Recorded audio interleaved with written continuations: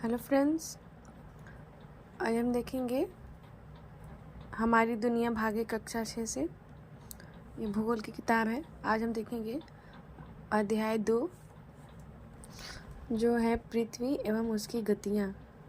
कुछ जो महत्वपूर्ण बातें हैं उसको हमने हाईलाइट किया है। देखेंगे जो पहला पेज है हमारा, इस पे दिया है दिन और रात और पृथ्वी का घूमना। दूसरे के बारे में बताया गया है। देखेंगे, जब किसी वस्तु पर प्रकाश पड़ता है तो वह वस्तु स्पष्ट दिखाई देती है। जब पृथ्वी सूर्य के चारों ओर चक्कर लगाती है तो जिस हिस्से पर सूर्य का प्रकाश पड़ता है वह हिस्सा हमें दिखाई पड़ता है, वहां दिन होता है, और जहां पर नहीं पड़ता है वहाँ दिखाई नहीं पड़ता, वहाँ रात होती है। पृथ्वी को इस तरह का चक्कर पूरी करने में 24 घंटे का समय लगता है, यानी एक चक्कर पूरा करने में 24 घंटे का समय लगता है। पृथ्वी की इस गति को घूर्णन गति या दैनिक गति कहते हैं। इसी गति के कारण दिन और रात होते हैं। आगे दिया है उत्तरी ध्रुव को दक्षिणी ध्रुव से मिलाने वाली काल्पनिक रेखा अक्ष है। ग्लोब पृथ्वी का नमूना है, इसलिए ग्लोब अपने अक्ष पर सीधी नहीं खड़ी रहकर एक और झुकी हुई है, क्योंकि पृथ्वी अपने अक्ष पर 23.5 डिग्री झुकी हुई है। यहाँ पे ऊपर दिया है उत्तरी ध्रुव को दक्षिणी ध्रुव से मिलाने वाली काल्पनिक रेखा अक्ष है। यहाँ पे ग्लोब की बात की गई है। जो ग्लोब होता है थोड़ा झुका हुआ रहता है और उसमें बीच में एक छड़ी टाइप की रहती है जिसमें पृथ्वी घूमता है। उसी को यहाँ पे अक्ष बोला गया है, जो उत्तरी ध्रुव को दक्षिणी ध्रुव से मिलाता है। पृथ्वी 365 दिन में धीरे धीरे खिसकते हुए सूर्य का एक चक्कर पूरा कर लेती है। पृथ्वी की इस वार्षिक गति को ही परिभ्रमण गति कहा जाता है। पृथ्वी पश्चिम से पूरब की ओर घूमती है, इसलिए सूर्य पूरब से पश्चिम की ओर जाता हुआ प्रतीत होता है। सूर्य की इस गति को आभासी गति कहा जाता है। नेक्स्ट पेज पे हमारा दिया है, जब पृथ्वी सूर्य के चारों ओर घूमती है तो एक बार इसका झुकाव सूर्य की ओर होता है और आधी परिक्रमा करने के बाद तीसरी बार इसका झुकाव सूर्य के विपरीत होता है। दूसरी और चौथी स्थिति में यह झुकाव न तो सूर्य की ओर होता है और न ही विपरीत। आगे हम देखेंगे 21 जून को जब पृथ्वी का उत्तरी गोलार्ध सूर्य के सामने होता है, उस समय सूर्य की सीधी किरणें कर्क रेखा पर पड़ती हैं। इस कारण उत्तरी गोलार्ध का अधिक हिस्सा प्रकाश में रहता है। यही कारण है कि उत्तरी गोलार्ध में दिन लंबे और रातें छोटी होती हैं। यहाँ पे हम लोग देख सकते हैं 21 जून है।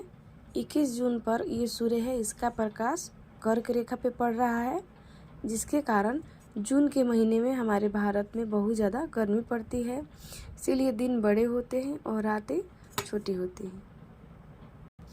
आगे देखेंगे, उत्तरी ध्रुव पर सूर्य का प्रकाश लगातार 6 महीने पड़ता है, जिससे यहाँ 6 महीने लगातार दिन रहता है। ठीक उसी समय दक्षिणी ध्रुव में अंधेरा होता है। यही कारण है कि ध्रुव में लगातार 6 महीने रात एवं 6 महीने का दिन होता है। आगे इसमें दिया है जून एवं दिसंबर की स्थिति। पृथ्वी के घूर्णन के कारण ही दिन रात होते हैं और परिभ्रमण के कारण मौसम भी बदलते हैं। दूसरा कारण पृथ्वी का झुकाव भी है। 21 जून को पृथ्वी के सूर्य की ओर झुके होने के कारण इस समय सूर्य की सीधी किरणें विषुवत रेखा से कुछ उत्तर में कर्क रेखा पर सीधी पड़ती हैं, जिसके कारण दिन की अवधि इस समय लंबी होती है। इस समय सूर्य का ताप अधिक मिलता है, इसीलिए उत्तरी गोलार्ध में गर्मी का मौसम होता है। हमारा देश उत्तरी गोलार्ध में है, इसीलिए यहाँ जून में खूब गर्मी पड़ती है। इसी समय दक्षिणी गोलार्ध में सूर्य की किरणें तिरछी होती हैं, इसीलिए वहाँ जून में सूर्य का ताप कम मिलता है और वहाँ जाड़े का मौसम होता है। यानी हमारा इंडिया जो है उत्तरी गोलार्ध में है और ऑस्ट्रेलिया की बात की जाए तो दक्षिणी गोलार्ध में है। जिस 21 जून को जब हमारे देश में भीषण गर्मी पड़ रही होती है, वहाँ ऑस्ट्रेलिया में ठंडी का मौसम होता है, क्योंकि वो दक्षिणी गोलार्ध में है। आगे दिया है कि क्या सूर्य की स्थिति हर वक्त बदलती रहती है? नहीं, सूर्य के स्थिर होने के कारण उसकी स्थिति तो हर वक्त एक सी होती है, पृथ्वी की स्थिति बदलती रहती है। 22 दिसंबर अर्थात 21 जून के 6 माह बाद पृथ्वी सूर्य की आधी परिक्रमा करने के बाद सूर्य के दूसरी ओर पहुंच जाती है। इस समय पृथ्वी का झुकाव सूर्य के विपरीत होता है। इस समय पृथ्वी का दक्षिणी गोलार्ध सूर्य के सामने होता है। सूर्य की किरणें मकर रेखा पर सीधी पड़ने लगती है, जिससे दक्षिणी गोलार्ध का अधिक हिस्सा प्रकाश में रहता है और कम हिस्सा अंधेरे में। इसीलिए इस समय दक्षिणी गोलार्ध में दिन लंबी और रातें छोटी होती हैं। साथ ही इस गोलार्ध में अधिक तापमान होने से गर्मी की ऋतु होती है। इसके विपरीत इस समय उत्तरी गोलार्ध में सूर्य की किरणें तिरछी पड़ती है, दिन भी छोटा होता है। इसीलिए दिसंबर में यहाँ जाड़े की ऋतु होती है। यहाँ हम देख सकते हैं, ये है 22 दिसंबर। यहाँ पे सूर्य का प्रकाश दक्षिणी गोलार्ध में पड़ रहा है, इसीलिए यहाँ पे गर्मी होगा। और 22 दिसंबर जब होता है, दिसंबर के महीने हमारा इंडिया उत्तरी गोलार्ध में है 27 डिग्री पर, तो यहाँ सर्दी का मौसम होता है। आगे देखेंगे सितंबर और मार्च की स्थिति। जैसे 21 मार्च और 23 दिसंबर की स्थिति देखते हैं। इस दिन पृथ्वी का झुकाव न तो सूर्य की ओर होता है, न ही उसके विपरीत। इस दिन सूर्य का प्रकाश सभी अक्षांश रेखाओं को 2 बराबर भागों में काटता है, इसलिए दिन और रात की अवधि बराबर होती है।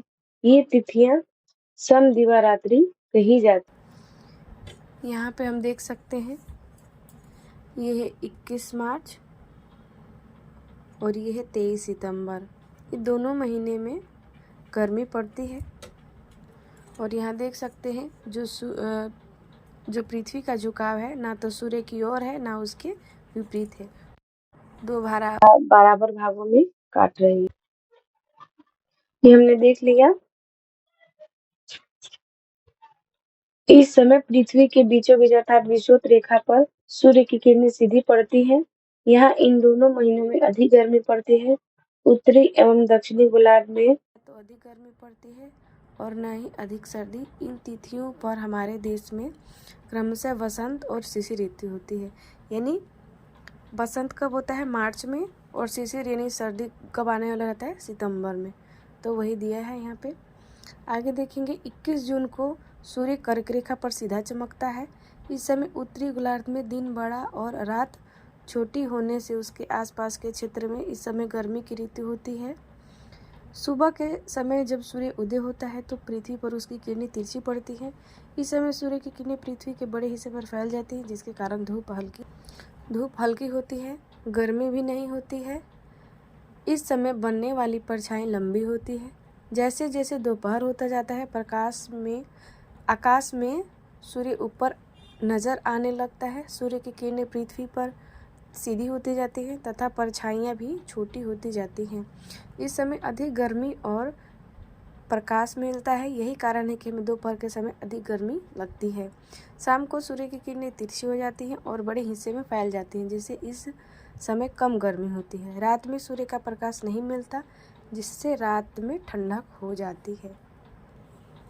यहाँ पे चित्र दिया हुआ है, देख सकते हैं किताब में।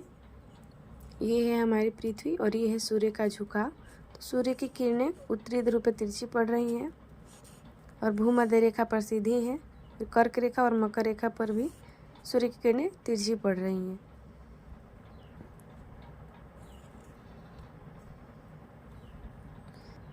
आगे हम देखेंगे, पृथ्वी को उत्तर और दक्षिण 2 बराबर हिस्सों में बांटे तो बीच के हिस्से से सूर्य की किरणें लगभग हमेशा सीधी पड़ेंगी। यहाँ सालों भर गर्मी पड़ती है। इस क्षेत्र को उष्णकटिबंध की पेटी कहते हैं। यहाँ पे हम देख सकते हैं बीच में ये है हमारी 0 डिग्री भूमध्य रेखा या विषुवत रेखा। इसके यहाँ पे भी और यहाँ पे भी क्या है? उष्णकटिबंध की पेटी है। यहाँ पर सूर्य की किरणें हमेशा सीधी पड़ती हैं, इसीलिए हमेशा यहाँ पे गर्मी का मौसम होता है। यहाँ पे देख सकते हैं भूमध्य रेखा पर सूर्य की किरणें सीधी पड़ रही हैं, तो यहाँ पे क्या होता है? हमेशा गर्मी का मौसम रहता है। इसीलिए इसको क्या है? उष्णकटिबंध की पेटी या उष्णकटिबंधीय क्षेत्र कहा जाता है। इससे उत्तर या दक्षिण में बढ़ते हैं। पृथ्वी की गोलाकार सतह के कारण सूर्य की किरणें तिरछी होती जाती हैं और बड़े हिस्से में फैल जाती हैं, जिसके कारण उष्णकटिबंधीय क्षेत्र की अपेक्षा कम गर्मी मिलती है। पृथ्वी पर इस क्षेत्र को शीतोष्ण कटिबंधीय पेटी कहा जाता है। ध्रुवों के निकट सूर्य की किरणें अत्यधिक तिरछी पड़ती हैं। यही कारण है कि 6 महीने का दिन होने के बावजूद ये किरणें वहाँ के धरातल एवं वातावरण को गर्म नहीं कर पाती, अतः वहाँ वर्ष भर बर्फ जमी रहती है। इस क्षेत्र को शीतकटिबंधीय पेटी कहा जाता है। पृथ्वी के झुकाव तथा अक्षीय एवं वार्षिक गति के प्रभाव से ही तो मौसम बदलते रहते हैं। ये हमारा जो अध्याय है समाप्त होता है। वीडियो अच्छा लगे तो लाइक करें, सब्सक्राइब करें, शेयर करें। थैंक यू, धन्यवाद।